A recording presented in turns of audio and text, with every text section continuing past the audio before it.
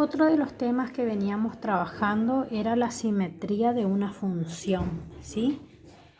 Vamos a ver que si quiero estudiar la simetría de una función tengo estas dos situaciones, que las funciones sean pares o que las funciones sean impares, ¿sí?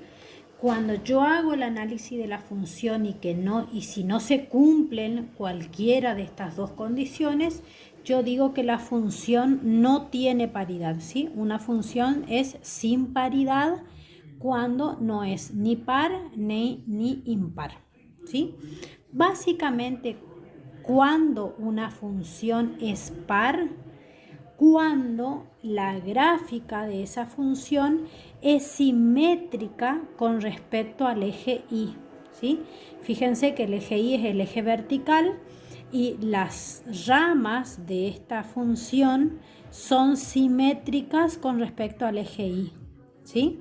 Simétrica significa que posee un comportamiento parecido de un lado y del otro, ¿sí? Es como que se estaría proyectando como un espejo, ¿sí? Imagínense que acá donde estoy apoyando la virome, el eje Y, es como un espejo que se refleja hacia un lado y hacia el otro las mismas características de esa curva, ¿sí?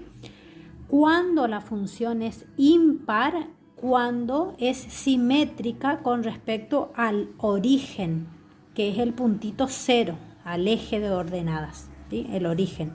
Entonces fíjense cómo esta curva, si yo lo analizo partiendo de esta función, de este puntito, perdón, que es el 0, todo lo que está pasando de este lado de la curva con la otra son simétricas, ¿sí? Bueno, acá para que una función sea par tiene que cumplirse esta condición, que la función evaluada en un valor negativo sea igual a esa misma función evaluada en el mismo valor pero positivo.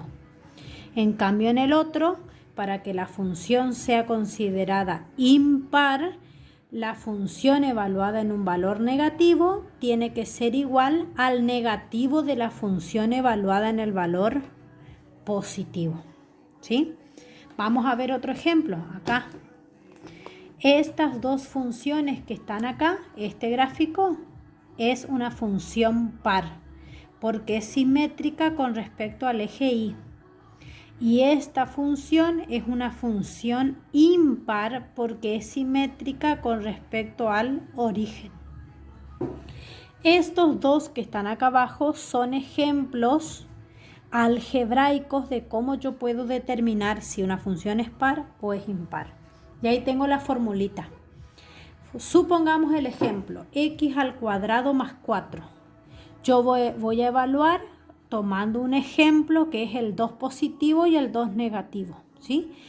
Para el 2 positivo y el 2 negativo la función tiene que valer lo mismo, ¿sí? Fíjense que acá yo resuelvo la función con el 2 positivo y me da 8. Y acá yo resuelvo con el valor negativo y también me da 8, ¿sí? Entonces la función es par. Vamos a ver el otro análisis.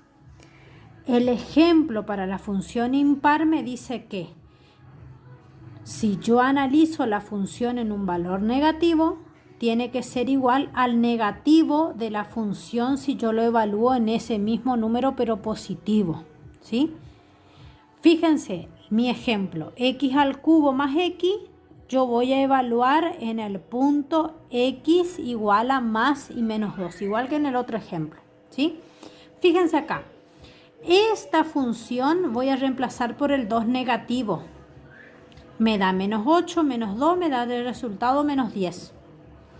Y de este lado de la igualdad voy a hacer el valor negativo de la función evaluada en el número positivo. Evalúo 2 al cubo, me da 8, la x solita es 2 positivo, 8 más 2, 10. Y como tenía el signo negativo adelante, el valor va a ser negativo. Fíjense que de los dos lados de la igualdad me da 10 negativo, por lo tanto la función es impar, ¿sí? Este es un análisis algebraico que yo hago para determinar si la función es par o si la función es impar, ¿sí? Ahora, si yo quiero analizar gráficamente, o sea, observando la gráfica, yo tengo estas dos situaciones, ¿sí? Que la función sea simétrica con respecto al eje Y es una función par.